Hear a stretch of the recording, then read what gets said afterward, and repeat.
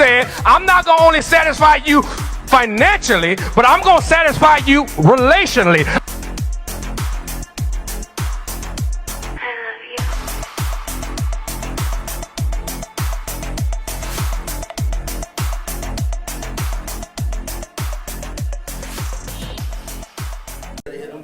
Because we talk, and as you talk this as you coming up.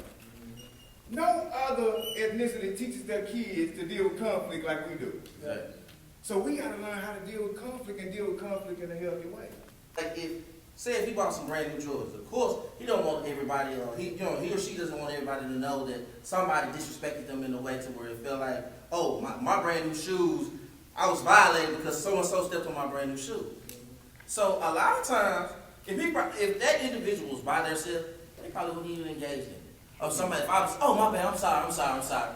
It wouldn't have been a big deal if you was by yourself. But with the social norms and the peer pressure, we actually succumb to that because we're around our surroundings, and then I have to become Big J or whoever I'm supposed that I feel like that I am at that moment to address this situation. But knowing down the line, what if you know that something so small can become into a big situation where it impacts your life? So now I have to look at my son on a breathing machine. He's paralyzed from the neck down.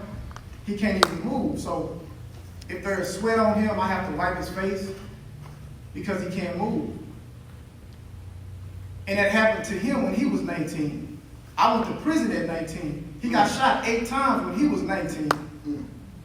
So it's like he could have, he was rapping. Yellow Beezy wanted to sign him. And then that happened. Sorry. Can't do it. So now I'm having to go and look at my son at a Fort Worth rehabilitation center. But I see my younger self every time. I have to suffer that. I have to deal with that. So everything that this program provides, that's why we do it. Exactly. So why would you have to fight if somebody's just talking and they hadn't hurt you? Or they hadn't touched you? Okay. I want you to think about that though. Because I'm gonna give you a see my little boy. Well, he back there last night. See him right there on the red shirt? When he was like 6 months old, a guy tried to fight him. And he was with me. He was in my arms, right? So, if I got my baby in my arms and somebody trying to fight, do I be prideful and put my baby down and fight this man? Understand that he can't walk, he can't talk, he's still on formula, all that. Or do I walk away and understand that my bills paid, my life is good, my baby's safe, everything good, it was just words. What should I do? I'm asking. You need to walk away, that's the right thing. The right So you just admitted that maybe what you was doing was the wrong thing. So you You say something else that's hurtful though. Having a live father. When you have a dad that's alive and you're growing up, you're in elementary, and you're asking yourself why he don't want me. That's tough.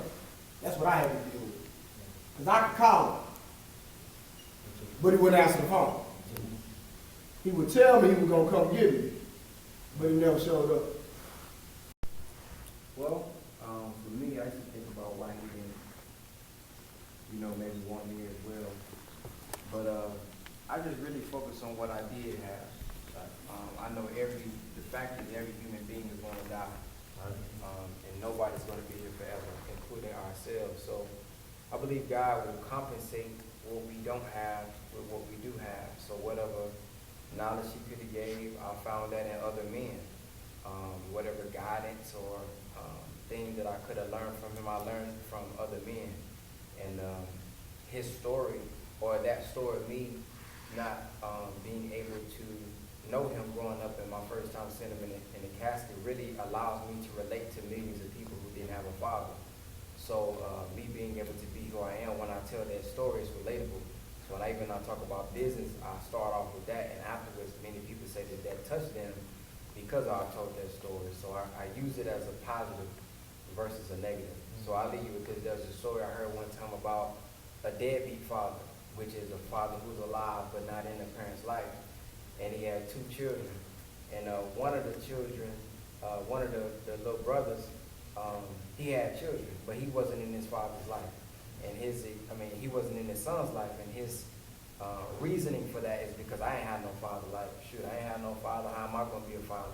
His brother was actually in his son's life, and his reason was the same, because my father wasn't in my father wasn't in my life. So what you can take out of it is the common denominator is you. It's based on your attitude, how your life turns out. So although both of them didn't have their father, one actually turned out good because they didn't have a father. So our altitude is being determined by our attitudes. It just changes, how you think about it. Not only did I lose, but my family members, they was losing. Your father, your mother. To do 15 years in prison and to see my mother come see me and to see her get older and older, she felt that. Yeah. My father, when I first got locked up, had a small stroke where he literally got sick. He couldn't work because of the actions that I made and the decisions that I chose. So your loved ones, your mom, your dad, grandmother, whoever your loved one is, when you make certain decisions and you go away, a part of them go away too. Mm. There are people who are willing to die for that. Right. So it's like when you're in the middle of a situation, it's like, okay, this is a situation where it's about my kids or family where I'm willing to put my life on the line. Right. It's not, like, there's nothing worse, the arguments, the fight, none of that. Because the people that you're facing, you don't know what level that they're on or willing to do. Face in your face.